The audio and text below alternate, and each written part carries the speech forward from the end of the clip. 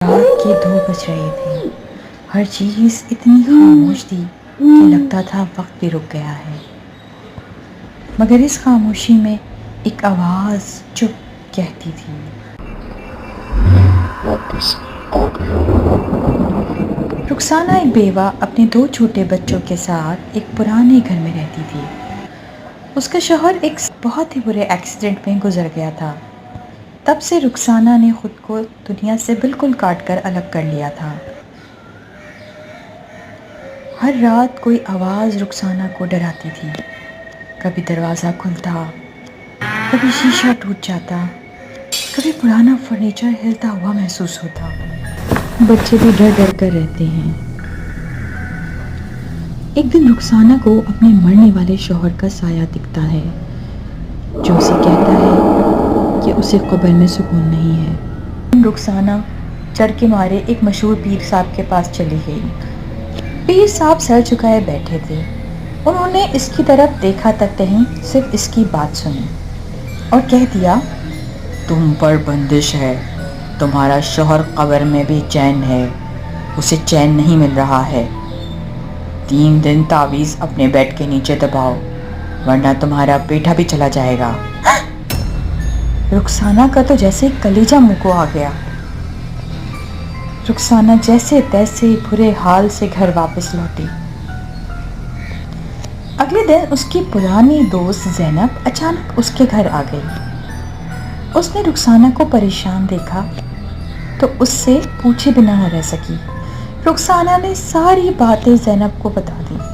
زینب پیر والی بات پہ مسکرانے لگی اور مسکراہٹ کے ساتھ کہا، رخسانہ، قرآن میں اللہ تعالیٰ فرماتے ہیں اگر اللہ کسی کے ساتھ بھلائی کرنا چاہیں تو کوئی روک نہیں سکتا، اور اگر وہ کسی کے ساتھ برائی کرنا چاہیں تو اسے بھی کوئی نہیں روک سکتا۔ رخسانہ، یہ آوازیں اصل میں تمہارے اندر کی گلٹ اور تنہائی کا نتیجہ ہیں۔ تمہارا دماغ اس کے ڈر کو آوازوں میں اور ہلوسینیشنز میں تبدیل کر رہا ہے، لہٰذا اللہ کے حکم کے بغیر کچھ بھی نہیں ہو سکتا۔ رخسانہ، تم کسی پیر کی تعویذ سے اپنے دل کا علاج کرنا چاہ رہی ہو یا اللہ کے کلام کو سمجھ کر علاج کرنا چاہو گی؟ رخسانہ کے دماغ نے زینب کی بات مان لی، پر ڈر زیادہ تھا، دل مطمئن نہ ہو سکا۔ وہ دوبارہ پیر صاحب کے آستانے پر چلی گئی۔ ہاں، پر اس بار اس کے دل میں تھوڑا شک ضرور تھا، لیکن ڈر اس شک سے بڑا تھا۔ پیر نے ایک پرانا سا پٹارا کھولا جس میں کچھ نقش، پرچیاں اور تعویذ تھے۔ اس میں سے ایک پرچی پر کچھ عجیب سے الفاظ لکھے تھے اور اس پر قرآنی آیت بھی کچھ عجیب طریقے سے لکھی ہوئی تھی۔ تبھی اچانک رخسانہ کے کان میں زینب کا ڈائلاگ گونجنے لگا، جہاں اس نے سورہ ناس میں بتایا تھا کہ اللہ پاک فرماتے ہیں، من الشر والوسواس الخناس، یعنی شر اور وسوسے سے پناہ مانگنے کو کہا، وہ شر اور وسوسے جو پلٹ پلٹ کر آتے ہیں، اور یہ شر پھیلانے والے نہ صرف انسانوں کے روپ میں ہوتے ہیں بلکہ جنوں میں سے بھی ہوتے ہیں۔ اور اسی دوران رخسانہ نے پیر صاحب کے اسسٹنٹ کو دیکھا جو چپکے سے واٹس ایپ پر کسی سے تعویذ کے ریٹ ڈسکس کر رہا تھا۔ رخسانہ نے فوراً وہ پیر صاحب کی دی ہوئی پرچیاں اٹھائیں، گھر جا کے قرآن کھولا اور سب کچھ تصدیق کرنے کی کوشش کی۔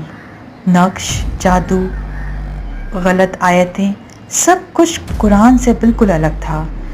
تبھی اسے سمجھ میں آیا کہ سورہ فلق اور سورہ ناس میں جو شر سے پناہ مانگنے کا فرمان ہے وہ اصل میں ایسے ہی انسانی جادوگر لوگوں کے لیے بھی ہے۔ اس نے تعویذ جلا دیا اور پہلی بار قرآن کو سمجھ کر پڑھنا شروع کیا۔ ڈر گیا، شک گیا اور پیر بھی گیا۔ باقی رہ گیا صرف یقین اللہ کے الفاظ پر کل رات پھر گھر ہلنے لگا اور شیشہ بھی ٹوٹ گیا، پر عجیب بات یہ کہ کوئی سایہ نہیں دکھا اور نہ آواز آئی۔ اس بار رخسانہ نے حوصلہ رکھا اور بچوں کو بھی حوصلہ دیا اور اللہ سے سوال کیا، اللہ، میں نے اپنا ایمان آپ کے حکم کے مطابق کر دیا ہے، تو پھر اب دوبارہ ایسا کیوں ہو رہا ہے، جبکہ میں قرآن کی وہ آیت بھی جان چکی ہوں جس میں آپ نے فرمایا ہے کہ شیطان صرف دلوں میں وسوسے ڈال سکتا ہے، اس کے علاوہ کچھ نہیں کر سکتا۔ تو پھر یہ سب کیا ہے یا اللہ پاک؟ یا اللہ پاک میرا امتحان ختم کر دیجئے۔ دوسرے دن صبح رخسانہ نے زینب کو کال کی اور اسے رات کا واقعہ سنایا۔ زینب فوراً اس کے گھر کے لیے نکلی۔ راستے میں اسے کچھ ایسا دکھا کہ اس کا دل فوراً اپنے رب کے حضور سجدے کرنے میں جانا چاہا۔ رخسانہ کے گھر پہنچ کر زینب فوراً سے رخسانہ کو گھر سے کچھ فاصلے پر رہ گئی اور اسے انڈر کنسٹرکشن ایریا دکھایا جہاں ہیوی مشینری کا کام لوڈ شیڈنگ کی وجہ سے رات کو ہوتا تھا اور وائبریشن ہوتی تھی اور گھر ایسے محسوس ہوتا تھا جیسے ہلتا تھا۔ پلمبر کو بھی بلایا گیا اور واش روم چیک کروایا گیا۔ اس نے واش روم کا شیشہ بھی چیک کیا، پرانا تھا اور رات کو گیزر کا موئسچر بڑھ جاتا تھا اور چونکہ مشین وائبریشن ہوتی تھی تو اسی وجہ سے کبھی کریک ہو جاتا تھا یا کبھی ٹوٹ جاتا تھا۔ رخسانہ کو تو جیسے سکون ہو گیا، وہ اپنے رب کے حضور سجدے میں گر گئی۔ اس کے اندر رب کی محبت اور شکر گزاری مزید بڑھتی چلی گئی۔ جادو، بندش، یہ سب تبھی کام کرتے ہیں جب تک ہمارا یقین کمزور ہوتا ہے، لیکن جب انسان قرآن کو سمجھ کر پڑھتا ہے تو ہر شک، ہر ڈر، ہر آواز چپ ہو جاتی ہے۔ قل هو اللہ احد اللہ الصمد